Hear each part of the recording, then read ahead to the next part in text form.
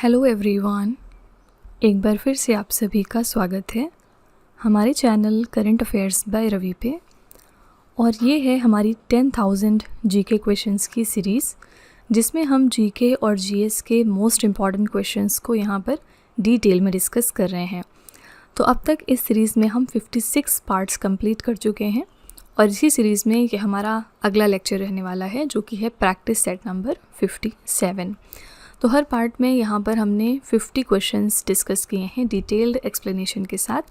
तो अगर आप किसी भी एग्ज़ाम की तैयारी कर रहे हैं जहाँ पर स्टैटिक जीके पूछा जाता है, तो आप हमारी इस सीरीज़ को ज़रूर कंसीडर करिएगा, क्योंकि ये आपको बहुत हेल्प करेगा आपकी प्रिपरेशन में। यहाँ पर जितने भी इंपॉर्टेंट क्वेश्चंस हो सकते हैं स्टैटिक जीके के रिगार्डिंग, वो सब हमने कवर किए हैं प्रीवियस ईयर क्वेश्चंस और मोस्ट रिपीटेड क्वेश्चंस को ध्यान में रखते हुए।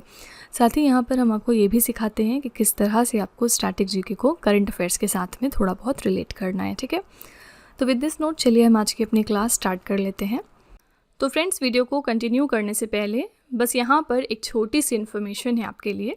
ये है हमारी 10,000 जीके जीएस का एमसीक्यू बैच और ये टोटली रवि सर के नोट्स हैं।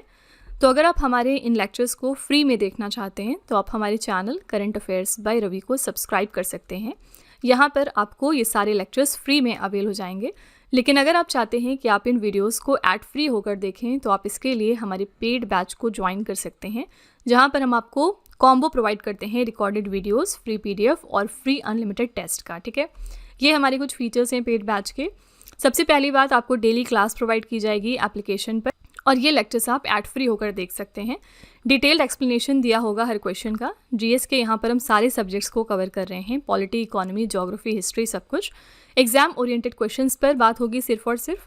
यहाँ पर हम स्पेशल फोकस रख रहे हैं प्रीवियस ईयर और मोस्ट रिपीटेड क्वेश्चंस के ऊपर। साथ ही ये पूरा कोर्स हम आपको बाईलिंगुअल फॉर्मेट में प्रोवाइड करेंगे, ताकि अगर आप इंग्लिश में कंफर्टेबल हैं या फिर हिंदी में कंफर्टेबल हैं, दोनों ही केसेस में आप इस कोर्स को एंजॉय कर सकते हैं। ठीक है, तो फ्रेंड्स, इसके लिए प्ले स्टोर पर जाकर आप हमारे mobile application Ravi study app को अपने फ़ोन में इंस्टॉल कर सकते हैं। जैसे ही आप इसको इंस्टॉल करेंगे, कुछ ऐसा आपको देखने को मिलेगा और आपको यहाँ पे जीके जीएस पेड वीडियो की कैटेगरी में जाना है। यहाँ से आप 10,000 GK GS PYQ MCQ video course का सब्सक्रिप्शन परचेज कर सकते हैं। और जैसे ही आप इसको सब्सक्राइब कर लेंगे, तो फिर आपको ऐसा कुछ दिखाई देगा, जहाँ पर आप हर सेट में जाकर यहाँ से वीडियो को देख सकते हैं, यहाँ से आप क्विज को अटेम्प्ट कर सकते हैं और यहाँ से फ्री पीडीएफ को डाउनलोड कर सकते हैं। ठीक है, तो फ्रेंड्स, अपनी प्रिपरेशन को और स्ट्रॉन्ग करने के लिए हमारे इस कोर्स को ज़रूर सब्सक्राइब कर लीजिएगा। आज का पहला प्रश्न है, भारतीय जनगणना में किसी व्यक्ति को साक्षर मानने के लिए न्यूनतम आयु क्या रखी गई है? तो मिनिमम एज क्या है फॉर अ पर्सन अगर उसको लिटरेट कंसीडर करना है इंडिया के सेंसस में? तो ठीक है, तो लिटरेट कंसीडर करने के लिए यहाँ पर हमारे इंडिया में मिनिमम एज रखी गई है 7 साल। ठीक है, तो बी ऑप्शन यहाँ पर बिल्कुल करेक्ट है, 7 ईयर्स। किसी भी व्यक्ति को 7 साल का होना चाहिए अगर वो लिटरेट है और उसको सेंसस में अपने आप को काउंट करवाना है तो। ओके, यहाँ पर हम इंडियन सेंसस की बात करेंगे तो हमारा जो लास्ट सेंसस हुआ था 2011 में, ये हमारा 15th नंबर का सेंसस था। और नेक्स्ट जो होगा 16th सेंसस, ये कब होगा? 2027 में होगा। और 2 इम्पॉर्टेंट पॉइंट यहाँ पर हैं 16th सेंसस के रिगार्डिंग। पहली बात ये कि ये हमारा पहला फुली डिजिटल सेंसस होने वाला है। ओके, और दूसरी इम्पॉर्टेंट बात यहाँ पर ये है कि पहली बार हम इसमें कास्ट को इंक्लूड करेंगे, यानी कि ये हमारी फर्स्ट कास्ट बेस्ड सेंसस रहेगी। तो ये 2 इम्पॉर्टेंट पॉइंट्स आपको ध्यान में रखने हैं 16th सेंसस के रिगार्डिंग। और यहाँ पर एज ग्रुप के बारे में बहुत सारे ऐसे क्वेश्चंस आपके एग्ज़ाम में आते हैं, जैसे कि एक और क्वेश्चन बहुत ही फेमस है स्टैटिक जीके का, कि इंडिया के अंदर कितने से कितने एज ग्रुप को वर्किंग पॉपुलेशन माना जाता है? तो ये होते हैं 15 से लेके 59 साल। ओके, 15 उम्र से कम उम्र के जो लोग होते हैं वो बच्चों में आते हैं, और 59 प्लस जो लोग होते हैं वो एल्डरली पीपल में आते हैं, जो लोग काम नहीं कर सकते। तो 15 to 59 का जो एक मोटा मोटा एज ग्रुप है, ये आपका वर्किंग पॉपुलेशन के तौर पर जाना जाता है। इसी तरह से जो 15th हमारा सेंसस हुआ था, उसमें एक और इम्पॉर्टेंट बात सामने आई थी कि 68.8 यानी कि 68.8% जो हमारी पॉपुलेशन है वो रूरल पॉपुलेशन है, यानी कि वो रूरल एरियाज़ में रहती है। बाकी की रेस्ट पॉपुलेशन हमारी अर्बन एरियाज़ में रहती है। ठीक है, तो फ्रेंड्स, इस तरह से आपको चीज़ों को कनेक्ट करना है। ये ऑलरेडी हम पीछे अपने सेशंस में डिस्कस कर चुके हैं। यहाँ पर दोबारा बताने का पर्पज़ क्या है, ताकि आप रिवीजन कर सकें। ठीक है, क्वेश्चन नंबर 2 है, भारतीय संविधान की कैबिनेट प्रणाली डैश संविधान से ली गई है। हमारे इंडियन कॉन्स्टिट्यूशन में जो कैबिनेट सिस्टम दिया गया है ये हमने कहाँ से अडॉप्ट किया है? करेक्ट आंसर हो जाएगा ब्रिटिश के कॉन्स्टिट्यूशन से। बी ऑप्शन बिल्कुल सही है। ओके, हमने अपने कॉन्स्टिट्यूशन में बहुत सारी चीज़ें हैं जो दूसरे देशों के कॉन्स्टिट्यूशन को देखकर रखी हैं, जैसे कि जो बहुत इंपॉर्टेंट है और एग्ज़ाम में पूछा जाता है वो है फंडामेंटल राइट्स। फंडामेंटल राइट्स हमने यूएसए के कॉन्स्टिट्यूशन से लिया है। दूसरी इंपॉर्टेंट बात यह है कि यहाँ पर हमने अपने कॉन्स्टिट्यूशन में DPSPs रखे हैं, यानी directive principles of state policy, और ये हमने कहाँ से बोरो किया है? आयरलैंड के कॉन्स्टिट्यूशन से। तीसरी इंपॉर्टेंट बात यहाँ पर ये है कि हमने अपने यहाँ पर कॉन्करेंट लिस्ट का कॉन्सेप्ट रखा है, यानी कि एक सूची बनाई गई है कॉन्करेंट लिस्ट के नाम से। ऐसे सभी मामलात जो स्टेट और सेंटर दोनों देखेंगे उनको हमने कॉन्करेंट लिस्ट में रखा है। अदरवाइज़ एक स्टेट लिस्ट होती है, एक जो है वो सेंटर की लिस्ट होती है। तो यहाँ पर ये जो कॉन्सेप्ट था ये हमने ऑस्ट्रेलिया के संविधान से उठाया था। ठीक है, तो अलग अलग देशों का जो संविधान है उसमें जो भी चीज़ें हमें बेटर लगी वो हमने उठाकर अपने कॉन्स्टिट्यूशन में रखी थी। तो यहाँ पर जो कैबिनेट सिस्टम है वो हमने कहाँ से लिया था? ब्रिटिश कॉन्स्टिट्यूशन से। ओके, नेक्स्ट है 1761 ईस्वी में मैसूर के शासक कौन थे? 1761 AD में मैसूर के रूलर कौन थे? इनका नाम है C option Haider Ali. Okay, और हैदर अली जो हैं ये फाउंडर भी माने जाते हैं मैसूर सल्तनत के लिए। फाउंडर हैं ये मैसूर सल्तनत के लिए। इन्होंने किसको हरा कर ये सल्तनत ली थी? तो आंसर है वुडेयार डायनेस्टी। डायनेस्टी को हराने के बाद ही यहाँ पर मैसूर सल्तनत फॉर्म होती है। और मैसूर सल्तनत के जो एक मोस्ट फेमस रूलर हैं वो कौन हैं? ये हैं टीपू सुल्तान। इनके बारे में अभी हमने 1-2 सेशन पहले चर्चा की थी, और इनको एक बहुत ही फेमस निक नेम दिया गया था जो कि है टाइगर ऑफ मैसूर। ठीक है, इनका एक स्टेटमेंट है जो बहुत फेमस हुआ था, उसमें इन्होंने कहा था कि 100 दिन जयकाल की तरह जीने से बेटर है कि आप एक दिन शेर की तरह जी लो। तो ये भी कई बार एग्जाम में पूछा गया कि ये स्टेटमेंट किसका है? याद रखिएगा टीपू सुल्तान का, और इनको टाइगर ऑफ मैसूर के नाम से भी हम जानते हैं। क्वेश्चन नंबर 4 है, नागर या उत्तर भारतीय मंदिर शैली की वास्तुकला के बारे में निम्नलिखित में से कौन सा सही है? तो जो आपका नागर या north Indian style of temple architecture है उसके बारे में कौन सा स्टेटमेंट सही है इसमें से? तो इसका फीचर एक ये होता है कि गर्भगृह हमेशा सबसे ऊंची मीनार के ठीक नीचे स्थित होता है। The garbhagriha sanctum sanctorum is always situated directly beneath the tallest spire. ठीक है, देखिए आपके बहुत सारे अलग अलग डिज़ाइंस हैं टेम्पल आर्किटेक्चर में, तो उनमें उनको एक बार रीड आप ज़रूर कर लीजिएगा। उसमें से हम नागर या फिर नॉर्थ इंडियन स्टाइल की यहाँ पर बात कर रहे थे। नेक्स्ट है 1928 में सॉन्डर्स की हत्या का आरोपी कौन था? तो हमने पढ़ा था कि पी सॉन्डर्स की जो हत्या है वो किसने की थी? तो भगत सिंह ने ये पूरा इवेंट प्लान किया था। किसके साथ मिलकर किया था? तो इन्होंने सुखदेव और राजगुरु के साथ में मिलके ये पूरी प्लानिंग की थी। अच्छा, क्यों की थी? क्योंकि लाला लाजपत राय जिन्होंने साइमन कमीशन का प्रोटेस्ट किया था, और उसके बाद इनकी यहाँ पर प्रोटेस्ट के दौरान डेथ हो गई थी लाठीचार्ज के दौरान। ठीक है, साइमन कमीशन 1928 में आया था, उसके दौरान लाला लाजपत राय जी ने इस कमीशन का प्रोटेस्ट किया था, और जिसके बाद लाठीचार्ज में इनकी डेथ हुई।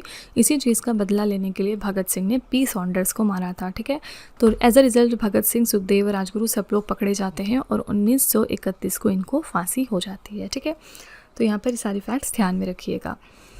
अगला है, एक संतुलित आहार को एक व्यक्ति के लिए RDA को पूरा करना चाहिए। RDA का पूर्ण रूप बताएं। RDA का फुल फॉर्म यहाँ पर क्या होता है?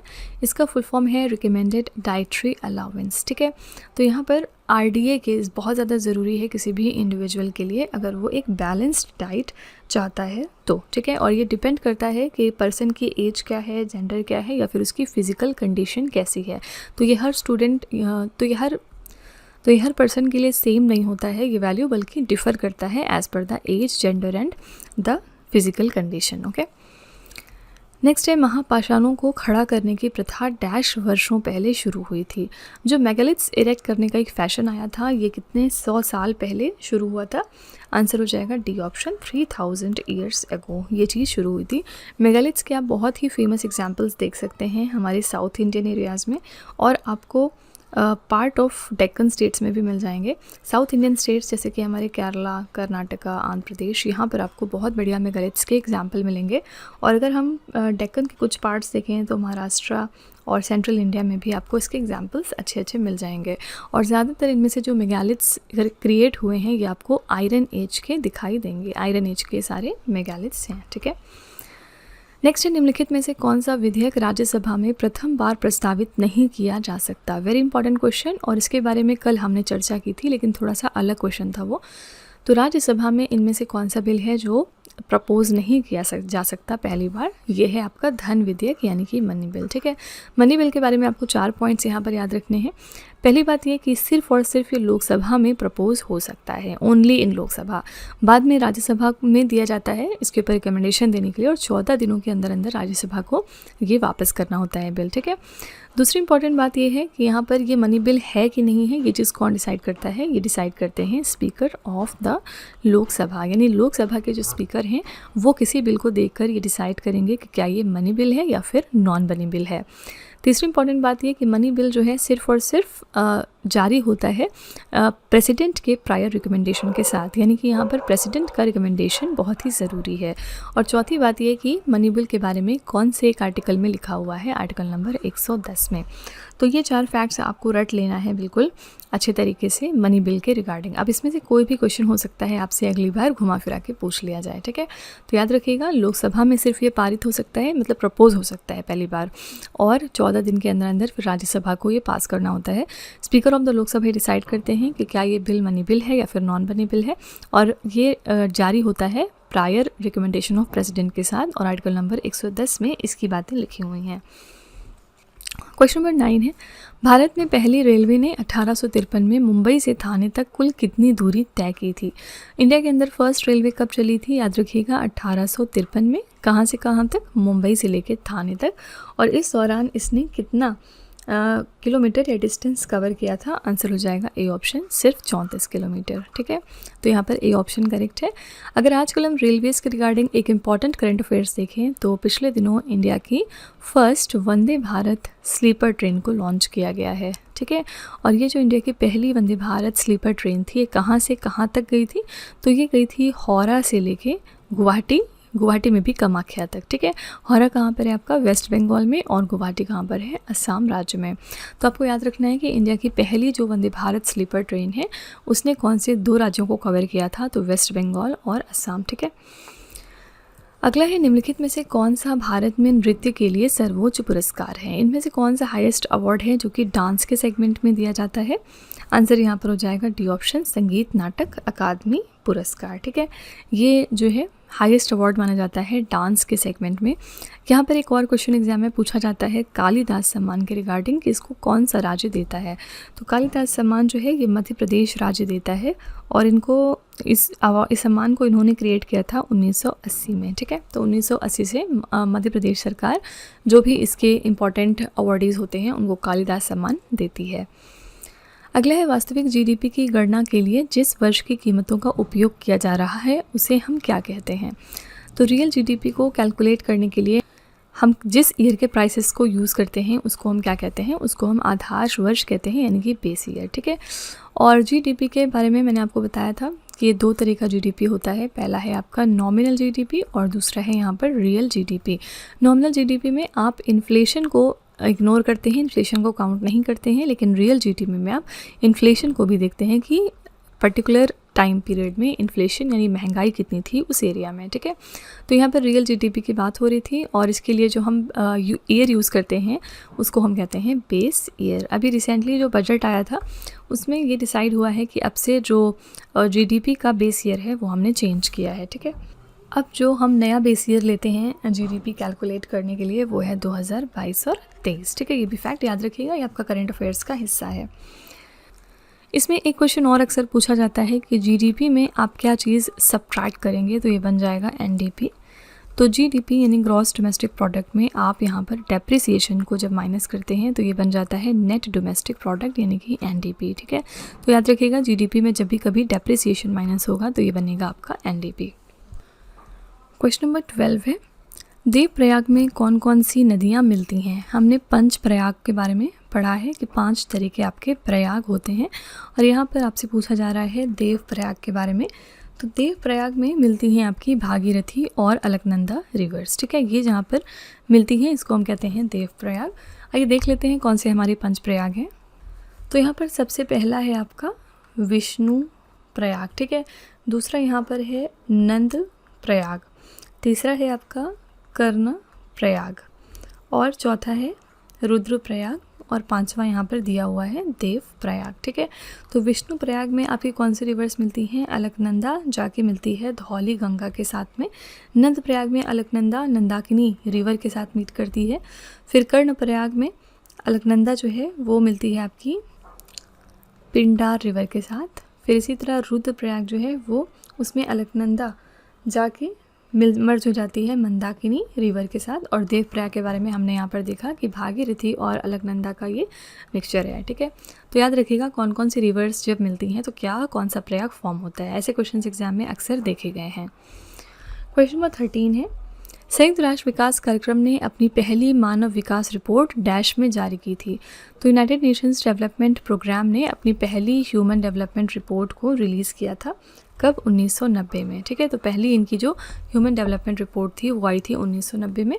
यूएनडीपी का हेडक्वार्टर कहाँ पर है? न्यूयॉर्क शहर में। और यूनाइटेड नेशंस का भी हेडक्वार्टर कहाँ पर है? न्यूयॉर्क में।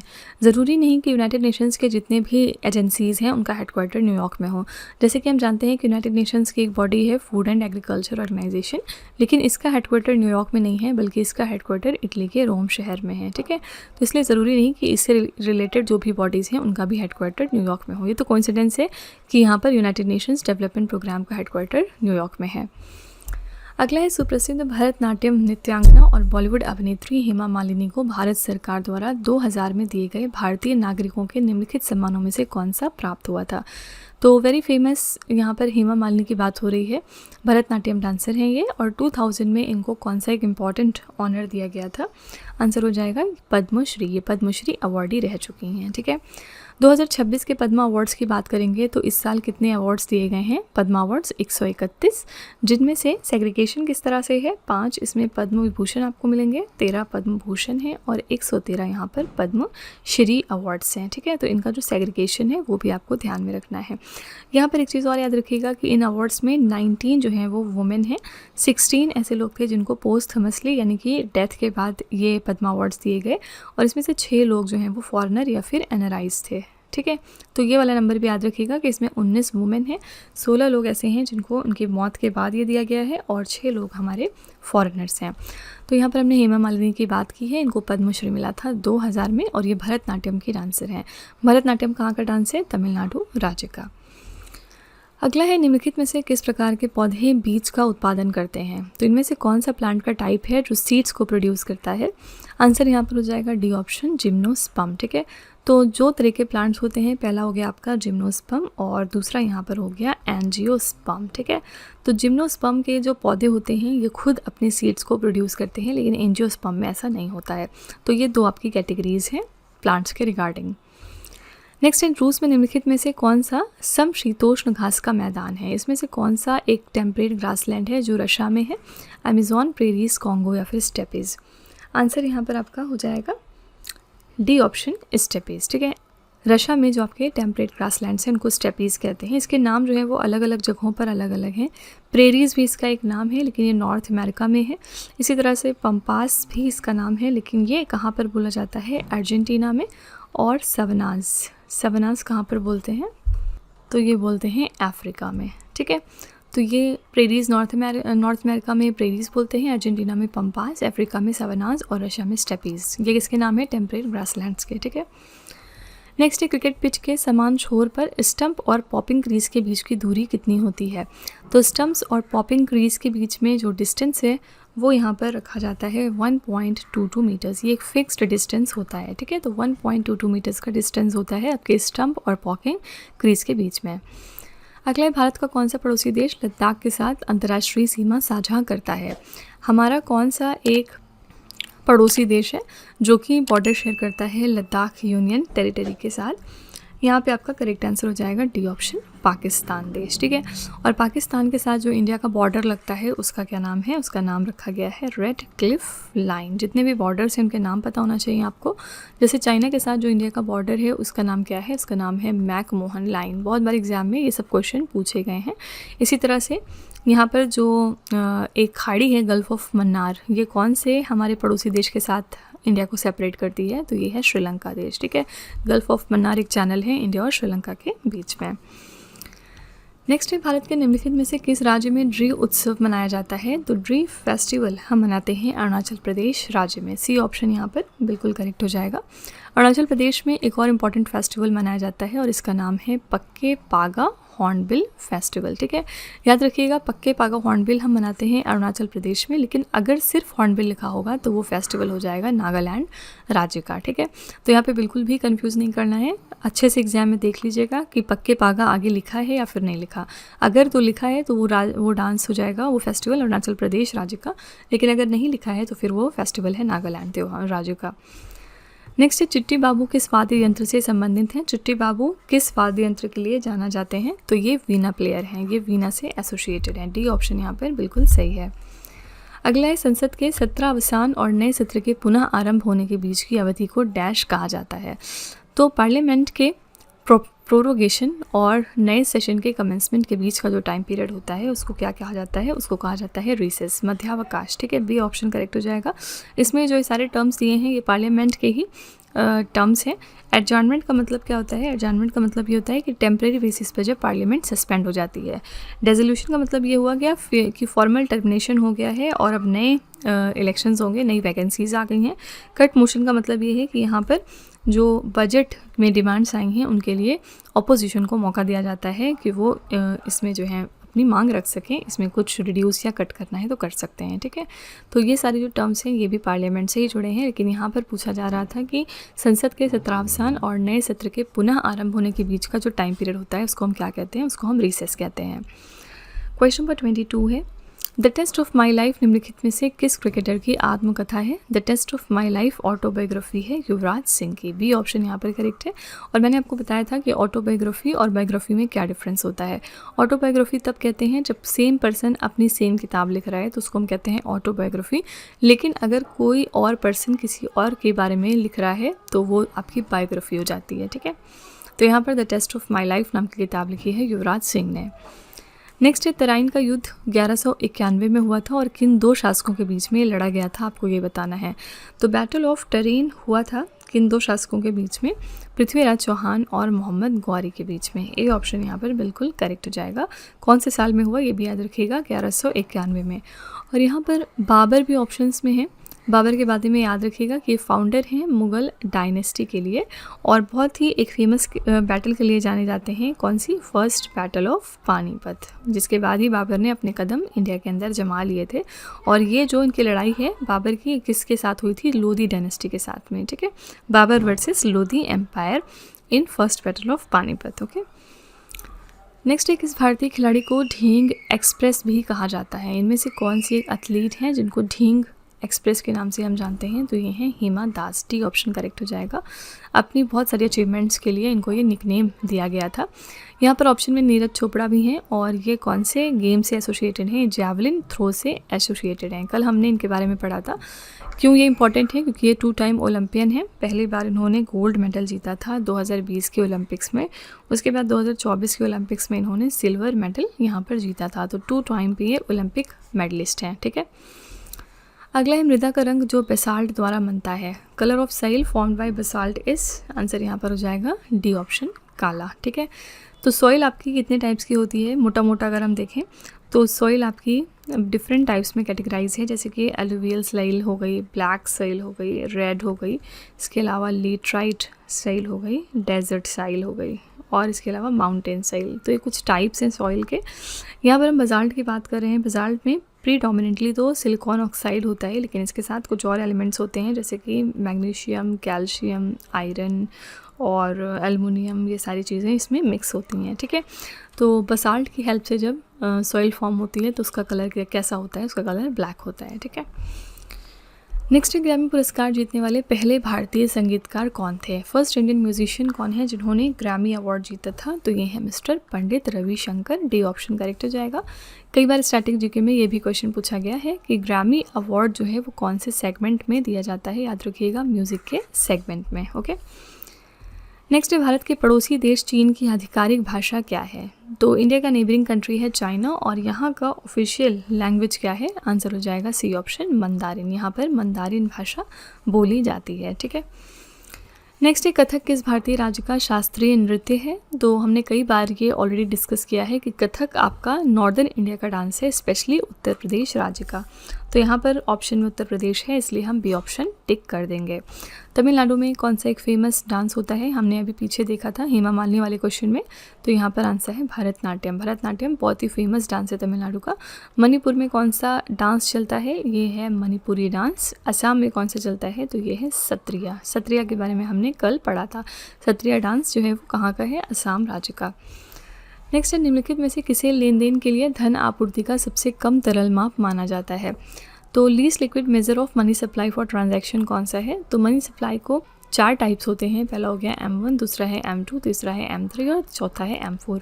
यहाँ पर लीस्ट लिक्विड मेजर की हम बात कर रहे हैं, तो आंसर हो जाएगा डी ऑप्शन M4। ये आपका लीस्ट लिक्विड मेजर है मनी सप्लाई फॉर ट्रांजैक्शंस के लिए। ओके, और यहाँ पर जो M1 है आपका, याद रखिएगा कि मोस्ट लिक्विड फॉर्म होता है और इसको आप नैरो मनी के नाम से भी जानते हैं। ठीक है, तो टाइप्स याद रखिएगा और कौन सा लीस्ट लिक्विड मेजर है और कौन सा मोस्ट लिक्विड है ये भी याद रखिएगा।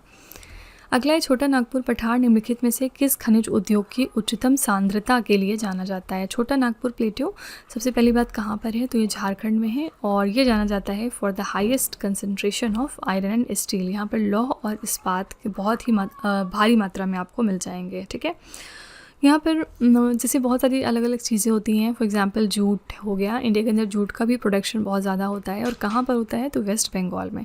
तो अलग अलग राज्य जो हैं वो अलग अलग चीज़ों में माहिर होते हैं। यहाँ पर हमने पढ़ा है झारखंड के बारे में। छोटा नागपुर प्लेटो जो यहाँ का है, ये आयरन और स्टील बहुत ही अच्छे तरीके से प्रोड्यूस करता है।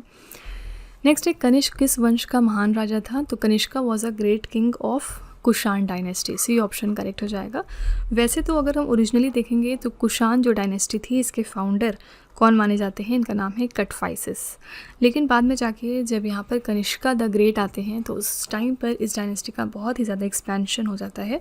इंडिया, पाकिस्तान और अफगानिस्तान जैसे सारे देश इसके अंतर्गत कवर होने लगते हैं। ठीक है, इन्होंने बहुत ज़्यादा कौन से एक रिलीजन को प्रमोट किया था? तो इन्होंने बुद्धिज़्म को बहुत ज़्यादा प्रमोट करने की कोशिश की थी। ठीक है, नेक्स्ट है निम्नलिखित में से किस त्यौहार को तेलुगु नव वर्ष के रूप में मनाया जाता है? इसमें से कौन सा हमारा एक फेस्टिवल है जिसको हम तेलुगु न्यू ईयर के रूप में सेलिब्रेट करते हैं? यहाँ पर आंसर हो जाएगा बी ऑप्शन, उगाड़ी। और उगाड़ी कौन कौन से राज्यों में मनाया जाता है? तो आंध्र प्रदेश, तेलंगाना और कर्नाटका में युगाड़ी उत्सव को मनाया जाता है। नेक्स्ट है निम्नलिखित में से कौन स्वपोषी का उदाहरण है? इसमें से कौन सा एक फेमस एग्जाम्पल है ऑटोट्रॉफ्स के लिए? 2 तरह के ये टाइप्स होते हैं। पहला हो गया आपका ऑटोट्रॉफ, दूसरा हो गया हेट्रोट्रॉफ्स। ठीक है, ऑटोट्रॉफ्स किनको कहते हैं? जो खुद खाना बनाते हैं, और हेट्रोट्रॉफ्स का मतलब जो दूसरों पर डिपेंडेंट होते हैं। तो यहाँ पर बेस्ट एग्जाम्पल ऑटोट्रॉफ का है ग्रीन प्लांट्स, जो फोटोसाइंथेसिस प्रोसेस का यूज़ करके जो अपना खाना है वो खुद क्रिएट करते हैं। और यहाँ पर एक और क्वेश्चन बनता है कि जो सनलाइट पड़ती है फोटोसाइंथेसिस के प्रोसेस में प्लांट्स के ऊपर, उसका कितना प्रतिशत वो एब्जॉर्ब करते हैं और उससे खाना बनाते हैं? तो सिर्फ 1%। ठीक है, जो भी सनलाइट पड़ती है लीव्स के ऊपर, उसमें से सिर्फ 1% ही एब्जॉर्ब करते हैं और उससे भी अपना खाना क्रिएट करते हैं। तो ये फैक्ट भी जो है याद रखिएगा। इसमें क्या करते हैं? तो जो सोलर लाइट है उसको वो फूड में कन्वर्ट करने की कोशिश करते हैं। ठीक है, तो ग्रीन प्लांट्स जो हैं वो बेस्ट एग्जाम्पल माने जाते हैं ऑटोट्रॉफ्स के लिए। क्वेश्चन नंबर 34 है, आधुनिक आवर्त सारणी में कितने तत्व सूचीबद्ध हैं? तो मॉडर्न पीरियोडिक टेबल में कितने एलिमेंट्स लिस्टेड हैं? यहाँ पर आंसर हो जाएगा 118 एलिमेंट्स की डिस्कवरी हो गई है और इनको मॉडर्न पीरियोडिक टेबल में रख दिया गया है। तो मॉडर्न पीरियोडिक टेबल हमारा जो है उसमें कितने ग्रुप्स और पीरियड्स होते हैं? तो इन टोटल यहाँ पर 18 ग्रुप्स होते हैं और 7 पीरियड्स होते हैं। ठीक है, ग्रुप्स जो हैं वो वर्टिकल कॉलम्स को हम कहते हैं और पीरियड्स मतलब हॉरिजॉन्टल रोज़। तो यहाँ पर जो ग्रुप्स हैं उनकी खासियत क्या होती है कि वो सारे एलिमेंट जो सेम ग्रुप में होते हैं वो सेम केमिकल प्रॉपर्टीज़ को एग्जिबिट करते हैं, यानी उनकी प्रॉपर्टीज़ भी बिल्कुल सेम होंगी। और यहाँ पर जो हम पीरियड्स की बात कर रहे हैं यानी हॉरिजॉन्टल रोज़ की हम जो बात कर रहे हैं, इसमें आपको मिलेंगे सेम नंबर ऑफ़ इलेक्ट्रॉन के शेल्स। ठीक है, तो ये सारे फैक्ट्स भी याद रखिएगा, ऐसा क्वेश्चन भी एग्जाम में पूछा गया है। नेक्स्ट है, भारतीय आधिकारिक गोपनीयता अधिनियम के माध्यम से किस वर्ष प्रेस की स्वतंत्रता पर अंकुश लगाया गया था?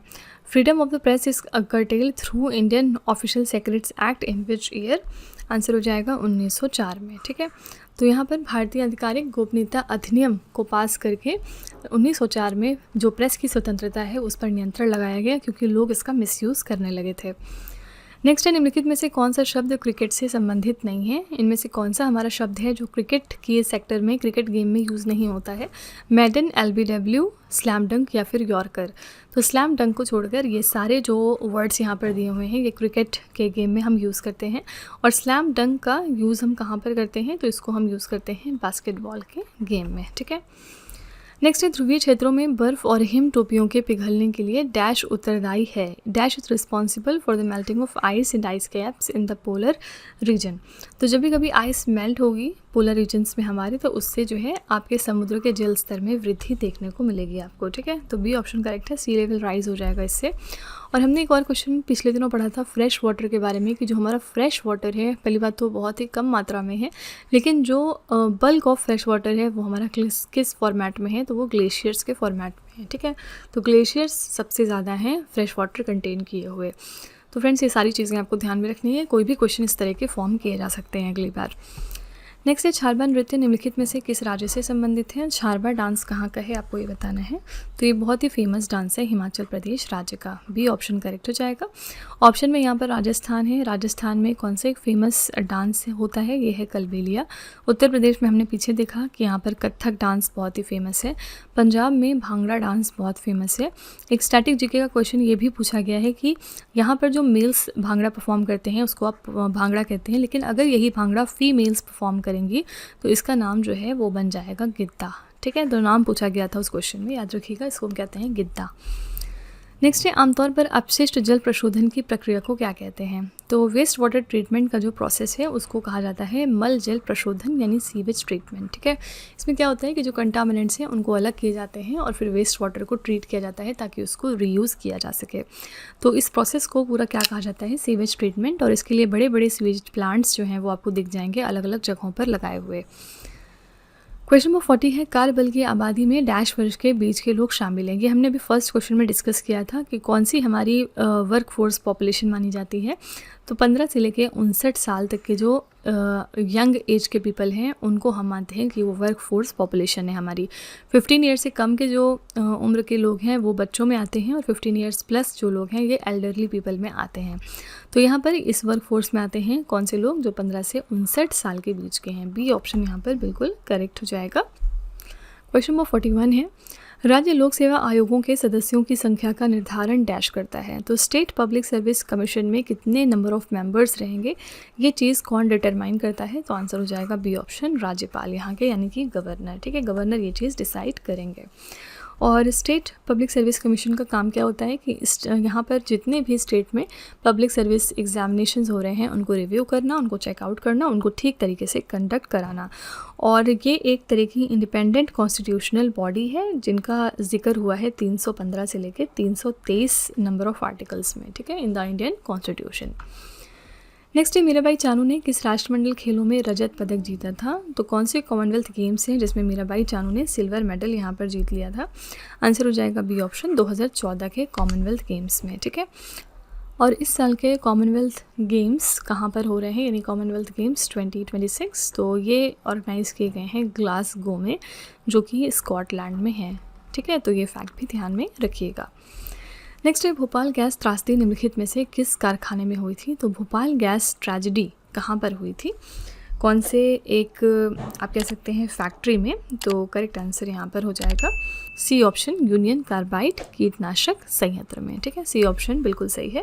भोपाल गैस ट्रेजेडी जो है ये कब हुई थी? तो 1984 में।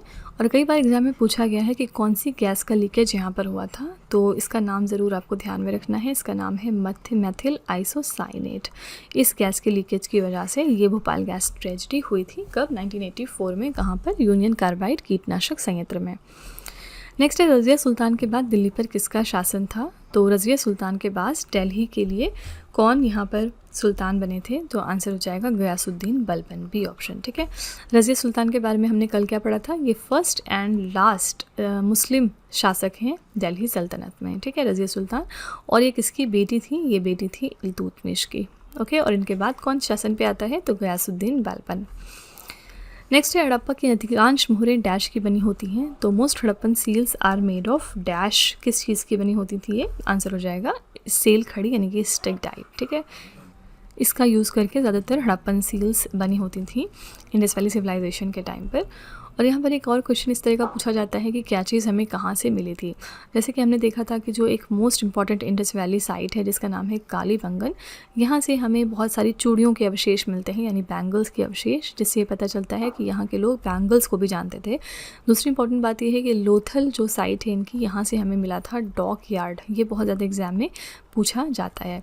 इसी तरह से धोलावीरा के बारे में हमने क्या पढ़ा था, यहाँ पर आपको एक वाटर मैनेजमेंट सिस्टम देखने को मिलेगा, किस तरह से लोग वाटर को प्रिजर्व करके रखते थे। ठीक है, तो बहुत ही डेवलप्ड साइट थी, तो बहुत ही डेवलप्ड सिविलाइजेशन थी आपकी इंडस वैली सिविलाइजेशन। कभी इनके बारे में डिटेल में पढ़िएगा, बहुत ही इंटरेस्टिंग सिविलाइजेशन भी थी। क्वेश्चन नंबर 46 है, निम्नलिखित में से किस एल्बम के लिए सोनू निगम ने ग्रैमी पुरस्कार जीता है। तो सोनू निगम को ग्रैमी अवार्ड मिला है इनकी किस एल्बम के लिए, तो मुबारकन के लिए, ए ऑप्शन करेक्ट हो जाएगा। और अगेन मैंने आपको पीछे बताया था कि ग्रैमी अवार्ड किस सेगमेंट में दिया जाता है, हमेशा याद रखिएगा म्यूज़िक के लिए दिया जाता है। ठीक है, नेक्स्ट है मई 2025 में प्रतिष्ठित अंतर्राष्ट्रीय बुकर पुरस्कार प्राप्त करने वाले पहले कन्नड़ लेखक कौन बनी हैं। Very important question. तो ये फर्स्ट कन्नडाई राइटर हैं जिन्होंने इंटरनेशनल बुकर प्राइज़ को रिसीव किया 2025 में, और इनका नाम है बानो मुश्ताक। इनकी कविताओं की संग्रह एक आई थी जिसका नाम था हार्ट लैम्प, और इसी के उपलक्ष्य में इनको इंटरनेशनल बुकर प्राइज़ दिया गया। याद रखिएगा, इंटरनेशनल बुकर प्राइज़ बिल्कुल अलग है और बुकर प्राइज़ एकदम अलग है। ठीक है, बुकर प्राइज़ 2025 के लिए विनर की अगर हम बात करें तो इसमें विनर कौन थे, इसके लिए विनर थे डेविड ज़ेले, और इनका एक उपन्यास है फ्लैश जिसके लिए इनको बुकर प्राइज़ प्रदान किया गया था। ठीक है, तो बुकर प्राइज़ का विनर भी याद रखिएगा और इंटरनेशनल बुकर प्राइज़ के लिए भी याद रखिएगा विनर कौन है। खास बात क्या है कि ये पहली कन्नाडा राइटर हैं जिनको ये प्रेस्टिजियस अवार्ड मिला था लास्ट ईयर। नेक्स्ट है स्त्री पुरुष तुलना नामक पुस्तक किसने लिखी है। स्त्री पुरुष तुलना नाम की किताब यहाँ पर लिखी है ताराबाई शिंदे ने, सी ऑप्शन करेक्ट है। इनकी ये किताब अक्सर एग्जाम में पूछी जाती है। नेक्स्ट, यदि नागरिक के किसी भी मौलिक अधिकार का उल्लंघन किया जाता है तो भारतीय संविधान के अनुच्छेद 32 के तहत वो सीधे डैश के साथ जा सकता है। आर्टिकल नंबर 32 आपका बहुत ही इंपॉर्टेंट आर्टिकल है पूरे इंडियन कॉन्स्टिट्यूशन का। ये ऐसा आर्टिकल है जिसको हार्ट एंड सोल कहा है किसने, of Indian constitution, doctor Bhimrao Ambedkar ji ने। ये भी क्वेश्चन एग्जाम में कई बार पूछा गया कि heart and soul of Indian constitution किसने कहा या फिर किस आर्टिकल को कहा है, तो आर्टिकल नंबर 32 को। क्या इसमें ऐसा खास है कि ये हार्ट एंड सोल है हमारे इंडियन कॉन्स्टिट्यूशन का। देखिए, अगर किसी भी व्यक्ति को ये फील होता है कि कहीं ना कहीं उसके फंडामेंटल राइट्स एक्सप्लॉइट हो रहे हैं या उनका हनन हो रहा है, तो वो डायरेक्टली अप्रोच कर सकता है भारत के सर्वोच्च न्यायालय यानी सुप्रीम कोर्ट ऑफ इंडिया को। ठीक है, तो इससे क्या होता है कि हर व्यक्ति का यहाँ पर जो भी मौलिक अधिकार है वो सेफ गार्ड होता है, और इसलिए इसको हार्ट एंड सोल कहा था डॉक्टर भीमराव अंबेडकर जी ने। डॉक्टर भीमराव अंबेडकर को एक टाइटल मिला था, क्या टाइटल था वो, फादर ऑफ इंडियन कॉन्स्टिट्यूशन। ये भी एग्जाम में कई बार पूछा गया है कि फादर ऑफ इंडियन कॉन्स्टिट्यूशन नाम से कौन से एक फेमस पर्सनालिटी हैं, इनका नाम है डॉक्टर भीमराव अंबेडकर। नेक्स्ट है, भारत में मानवाधिकारों के उल्लंघन के मामलों की जांच के लिए राष्ट्रीय मानवाधिकार आयोग की स्थापना कब की गई थी।